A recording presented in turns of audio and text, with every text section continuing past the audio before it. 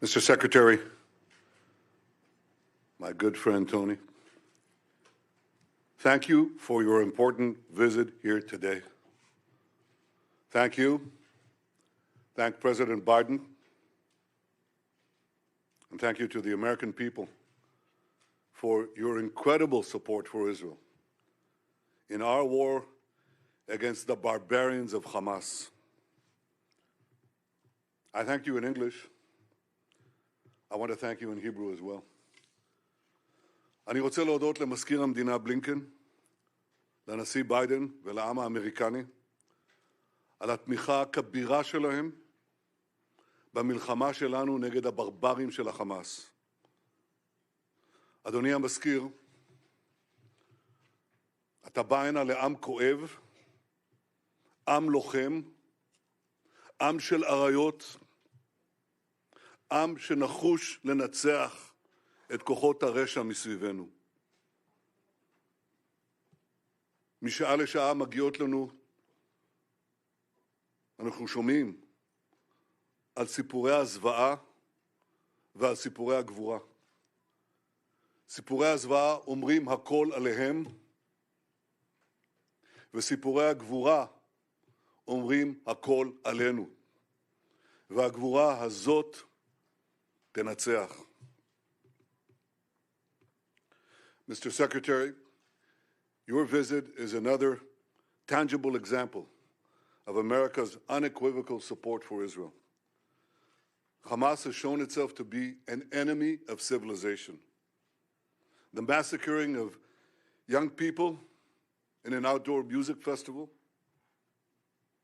the butchering of entire families, the murder of parents in front of their children and the murder of children in front of their parents, the burning of people alive, the beheadings, the kidnappings of a young boy, not only kidnapped, molested, hurt, attacked, and the sickening display of celebrating these horrors, the celebration and glorification of evil. President Biden was absolutely correct in calling this sheer evil. Hamas is ISIS, and just as ISIS was crushed, so too will Hamas be crushed. And Hamas should be treated exactly the way ISIS was treated. They should be spit out from the community of nations. No leader should meet them. No country should harbor them. And those that do should be sanctioned. Tony, my friend, I say to you, I say to all of us, there will be many difficult days ahead. But I have no doubt that the forces of civilization will win. And the reason that's true is because we understand what is the first prerequisite of victory. It's what you just said in our meeting. Moral clarity. This is a time, a particular time, a special time, that we must stand tall, proud, and united against evil. Tony, you are taking that stand. America is taking that stand. Thank you for being here today. Thank you, America, for standing with Israel today, tomorrow, and always.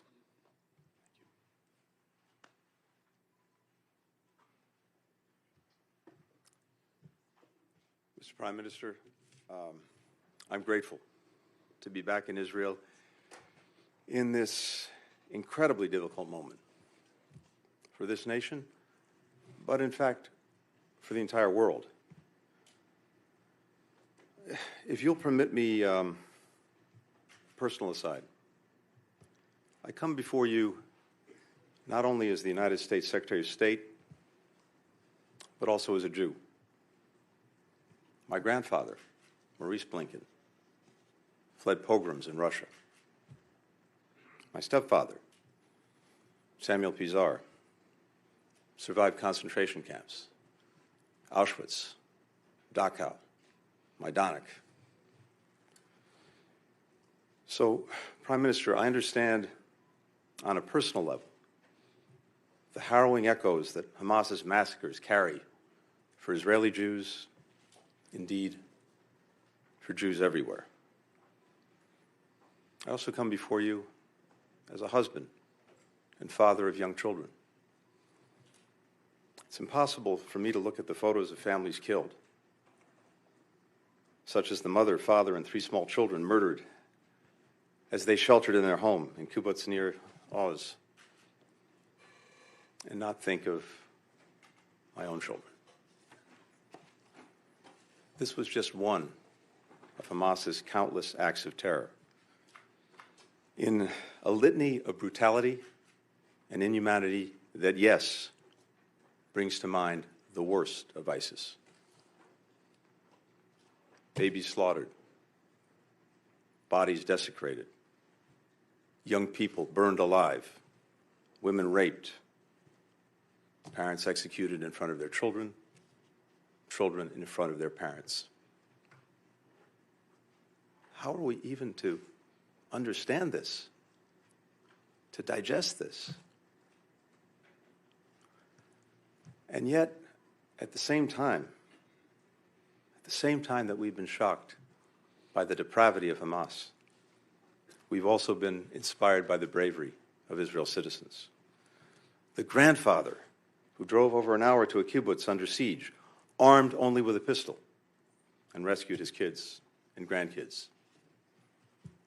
The mother who died shielding her teenage son with her body, giving her life to save his, giving him life for a second time. The volunteer security teams on the kibbutzes who swiftly rallied to defend their friends and neighbors despite being heavily outnumbered. And we're lifted by the remarkable solidarity of the Israeli people, demonstrated in the long lines of people giving blood, in the hundreds of thousands of reservists who've mobilized, some rushing home from abroad, people around the country opening their homes to fellow citizens displaced from the south. The people of Israel have long and rightly prided themselves on their self-reliance, on their ability to defend themselves, even when the odds are stacked against them. The message that I bring to Israel is this: you may be strong enough on your own to defend yourself, but as long as America exists, you will never ever have to. We will always be there by your side. That's the message that President Biden delivered to the Prime Minister from the moment this crisis began. It's the message that I and my other colleagues in the government have delivered to our Israeli counterparts on a daily, even an hourly basis.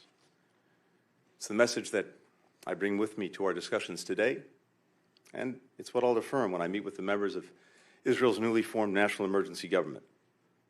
We welcome the government's creation and the unity and resolve that it reflects across Israel's society. We're delivering on our word, supplying ammunition, interceptors, to replenish Israel's Iron Dome, alongside other defense materiel. First shipments of U.S. military support have already arrived in Israel, and more is on the way. As Israel's defense needs evolve, we will work with Congress to make sure that they're met. And I can tell you, there is overwhelming bipartisan support in our Congress for Israel's security. Here in Israel and everywhere, we will reaffirm the crystal clear warning that President Biden issued yesterday to any adversary, state or non-state, thinking of taking advantage of the current crisis to attack Israel. Don't. The United States has Israel's back. We deployed the world's largest aircraft carrier to the Eastern Mediterranean. We bolstered the presence of U.S. fighter aircraft in the region. We're providing other support as well. We continue working closely with Israel to secure the release of the men, women, children, elderly people taken hostage by Hamas. We're pursuing intensive diplomacy throughout the region to prevent the conflict from spreading, and I'll be doing that over the course of my trip in the coming days. Too often in the past, leaders have equivocated in the face of terrorist attacks against Israel and its people. That's why we've been adamant with all countries in the wake of these attacks. There is no excuse.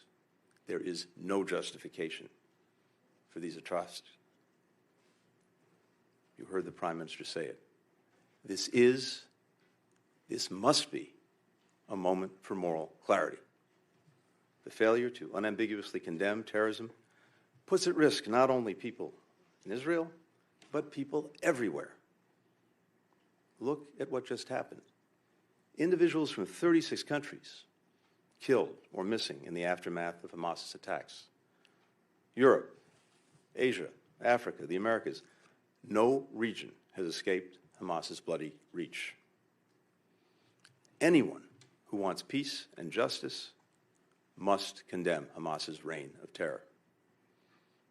We know Hamas doesn't represent the Palestinian people or their legitimate aspirations to live with equal measures of security, freedom, justice, opportunity, and dignity. We know Hamas, instead of promoting the well-being of its citizens, rules repressively and dedicates the resources it has to terror tunnels and rockets. We know Hamas didn't commit its heinous acts with the interests of Palestinian people in mind. We know Hamas does not stand for the future that Palestinians want for themselves and for their children. Hamas has only one agenda: to destroy Israel and to murder Jews. No country can or would tolerate the slaughter of its citizens, or simply return to the conditions that allowed it to take place. Israel has the right, indeed the obligation, to defend itself and to ensure that this never happens again. As the Prime Minister and I discussed, how Israel does this matters. We democracies distinguish ourselves from terrorists by striving for a different standard, even when it's difficult, and holding ourselves to account when we fall short. Our humanity, the value that we place on human life and human dignity, that's what makes us who we are. And we count them among our greatest strength. That's why it's so important to take every possible precaution to avoid harming civilians. And that's why we mourn the loss of every innocent life. Civilians of every faith, every nationality who've been killed. Tragically, the number of innocent lives claimed by Hamas's heinous attacks continues to rise. Among those, we now know that at least 25 American citizens were killed. We join families in Israel, in the United States, around the world, in mourning their immeasurable loss. Nearly 15 years ago, my stepfather, who I alluded to earlier, Samuel Pizar, came here to Yad Vashem to perform the mourner's prayer that he wrote to accompany Leonard Bernstein's Third Symphony, Kaddish. Reflecting on the unspeakable horrors that he'd endured as a boy in the Nazi concentration camps, he wrote that man, though created in your image and endowed with the freedom to choose between good and evil, remains capable of the worst as of the best, of hatred as of love, of madness as of genius.